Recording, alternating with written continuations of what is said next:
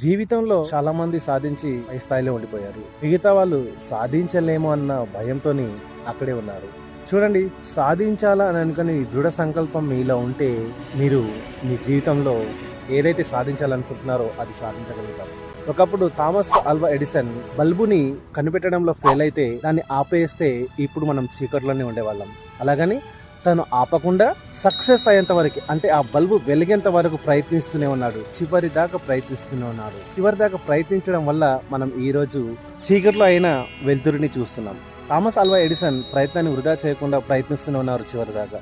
So మనం ఎందుకు చివరి దాకా మనం ప్రయత్నించకూడదు? సో మన సక్సెస్ని ఎందుకు మనం అక్కడే ఆపేయాలి? మనం ఏదైతే అనుకుంటున్నామో దాన్ని ముందుకు తీసుకెళ్ళొచ్చు కదా, మన గోల్ని సక్సెస్ అవ్వచ్చు కదా. మహేష్ బాబు అంటాడుగా సినిమాలో, success is not a destiny, success is a journey. So me journey ఆపకుండా కంటిన్యూ చేయండి, మీ విజయాన్ని మీరు సాధించగలుగుతారు.